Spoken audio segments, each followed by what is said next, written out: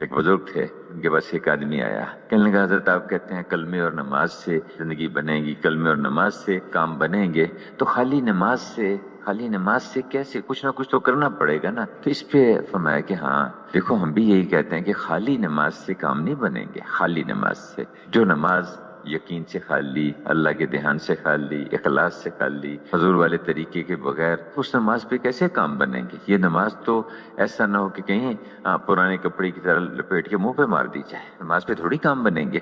نماز تو وہ بنے گی کہ نمازی جب نماز پڑھتا ہے تو وہ روشن اور چمکدار ہو کے جاتی ہے، اور نمازی کو دعائیں دیتی ہوئی جاتی ہے کہ اللہ تجھے بھی ایسے ہی جو ہے وہ کامیاب۔ نماز دعا دیتی ہوئی جاتی ہے اس کے لیے۔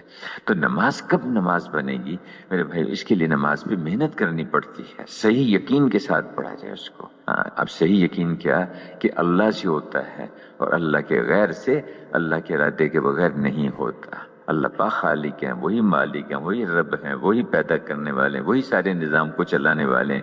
اللہ کے علاوہ کسی کے ہاتھ میں کچھ ہے ہی نہیں، کسی کے ہاتھ میں کچھ نہیں۔ اور شریعت میں ایمان کہتے ہیں اللہ اور اللہ کے رسول پر اعتماد کر کے، جو اللہ نے کہا، جو اللہ کے رسول نے کہا، سچی بات ہے، ایسے ہی ہے، اس کو کہتے ہیں ایمان۔ جو اللہ نے کہہ دیا اب پکی بات ہے۔ اور اس ایمان کا دل میں اتر جانا، دل میں راسخ ہو جانا، جم جانا، بیٹھ جانا، پکا ہو جانا، مضبوط ہو جانا، اس کو کہتے ہیں یقین۔ دل میں اتر جانا، اس کو کہتے ہیں یقین۔ جو اللہ نے کہا، اللہ کے رسول نے کہا، پکی بات ہے، اس میں کوئی شک نہیں، کوئی تردد نہیں ہے اس میں۔ صدق ینجی، اللہ نے خبر دی، اللہ کے رسول نے خبر دی، اللہ کی بتائی بات اللہ کے رسول نے بتائی کہ سچ نجات دیتا ہے، جھوٹ برباد کرتا ہے۔ اب جس کے دل میں یہ بات اترے گی وہ کبھی جھوٹ کے قریب نہیں جائے گا، جان دے دے گا لیکن سچ کو نہیں چھوڑے گا، کیونکہ اس کے اندر یہ بات اتر گئی۔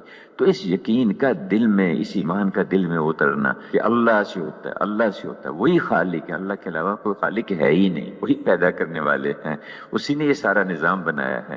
سورج کو وہ نکالتے ہیں اور مغرب میں غروب کرتے ہیں، سمندروں کو اس نے بنایا، ہوائیں اس نے چلائی ہیں، پہاڑوں کو اس نے گاڑا ہے، اسی طرح سے جو ہمارے اندر ہیں بے شمار نہیں، سب اللہ کا نظام چل رہا ہے۔ آنکھیں دی ہیں، ہاتھ دیے ہیں، پاؤں دیے ہیں، سب کچھ اللہ کے ارادے سے بنا، اللہ کے فیصلے سے بنا، اور اس میں جو کچھ ہو رہا ہے وہ اللہ پاک کے امر سے، اللہ کے حکم کی وجہ سے ہو رہا ہے۔ میرے بھائیو، دوستو، بزرگو، اس بات کو دل میں اتارنا، لا الہ الا اللہ، کہ اللہ کے علاوہ، اللہ کے غیر سے، اللہ کے ارادے کے بغیر ہوتا ہی کچھ نہیں۔ جتنا اللہ کا غیر ہے، نہ حکومتوں سے کچھ ہوتا ہے، نہ مال والوں سے کچھ ہوتا ہے، نہ اکثریت والوں سے کچھ ہوتا ہے، نہ جو ہے تجارتی منڈیوں کے مالک بن جانے سے کوئی کام بنیں گے۔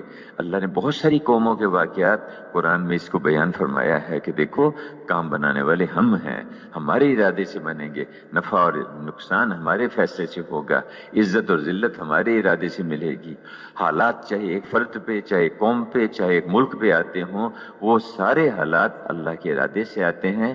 چیزیں بھی اللہ کی مخلوق ہیں، حالات بھی اللہ کی مخلوق ہیں۔ اللہ پاک حالات کو بناتے ہیں، اور اللہ کے فیصلے سے ہی حالات کا بگڑنا ہوتا ہے۔ وہ اللہ جس کے قبضے میں سب کچھ، جس کے ارادے سے سب کچھ ہوتا ہے، اس اللہ کو، اس اللہ پہ یقین کرنا، اس پہ اعتماد کرنا۔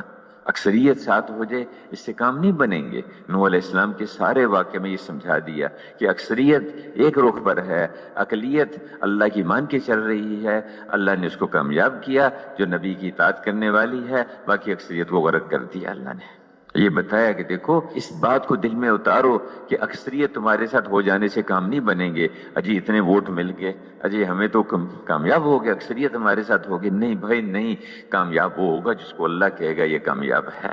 دھوکے میں سے اپنے آپ کو نکالو، اس یقین کو دل میں لاؤ کہ نہیں، اکثریت کا مسئلہ نہیں ہے، مسئلہ یہ ہے کہ اللہ سے ہوتا ہے، وہ اللہ سے لینے کا راستہ اس کی اطاعت، اس کی بندگی ہے۔ اس بات کو، اس یقین کو دل میں اتارنا، یقین کو دل میں اتارنا۔ پھر میرے بھائیو، کہیں یقین بیٹھا ہے کہ جی ہمارے پاس زرعی ترقی ہوگی، اس میں ہمارے کام بن جائیں گے۔ اب قوم سبا بڑے بڑے ڈیم بنا لیے، لمبی چوڑی زراعت کے نقشے قائم کر لیے، نبیوں نے آ کے سمجھایا کہ دیکھو اس کے متعلق اللہ کی حکم ہے، ان کو پورا کرو۔ سمجھ میں نہیں آئی، مذاق اڑایا، ٹھٹے کیے، سارا ڈیم اللہ نے توڑ کے، سد معرب، یعنی اتنا بڑا ڈیم تھا کہ 70 نہریں اسے نکلتی تھی، 70 نہریں، اتنا بڑا ڈیم بنایا ہوا تھا، سارا ڈیم توڑ دیا اور سب صفایا کر کے ان کی ساری زراعت ختم۔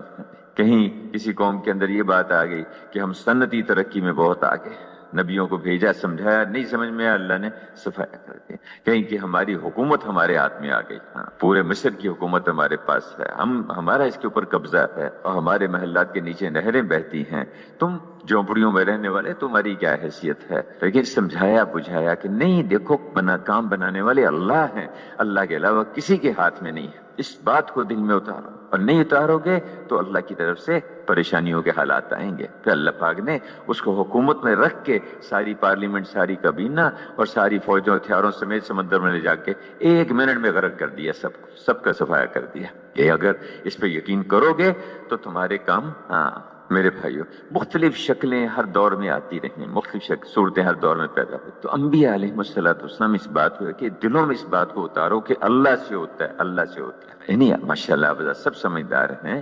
اس یقین کو بٹھانا دلوں کے اندر ہم سب کی حاجت ہے، ہم سب کی ضرورت ہے، اور اس کا راستہ تھوڑی سی محنت کرنی پڑتی. تو نماز تب نماز بنے گی جب صحیح یقین سے پڑھی جائے گی، اور اس کے ساتھ ساتھ اللہ کے دھیان کے ساتھ پڑھی جائے، اللہ کے دھیان کے ساتھ. اب یہ جو یقین بنے گا اس کے لیے تو محنت کرنی پڑے گی، دلوں کے اندر یقین اترے.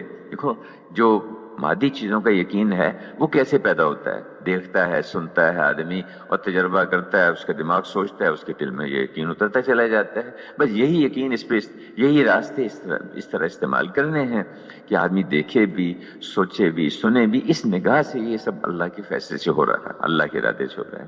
اس کے تذکرے کرے، اس سے انشاءاللہ دلوں میں آہستہ آہستہ آہستہ آہستہ یہ بات اترتی ہے کہ ہاں بھئی کام تو اللہ نے بنانے ہیں. جب اللہ نے بنانے ہیں تو پھر آدمی کے اندر اللہ کا دھیان ہوگا کہ ہر وقت تم میری بندگی ایسے کرو جیسے تم مجھے دیکھ رہے ہو، میری بندگی ایسے کرو کہ جیسے تم مجھے دیکھ رہے ہو. اور یہ مشکل ہے تو میں تو تمہیں دیکھ رہا ہوں، اللہ تو تمہیں دیکھ رہا ہے نا. اللہ کی بندگی ایسے کرو، اللہ کی عبادت ایسے کرو کہ تم اللہ کو دیکھ رہے ہو.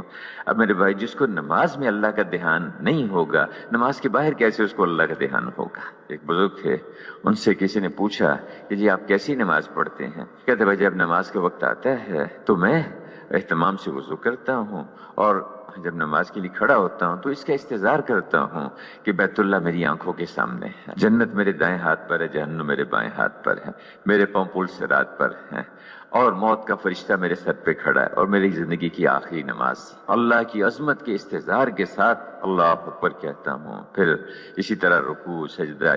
پوچھا کہ کتنے عرصے سے آپ یہ نماز پڑھ رہے ہیں؟ کہنے لگے کہ 30 برس سے. تو وہ رونے لگ گئے، کہنے مجھے تو آج تک ایسی نماز نصیب نہ ہوئی. میرے بھائی، نماز اللہ کی دھیان والی نماز ہو، یقین کے ساتھ پڑھی جائے،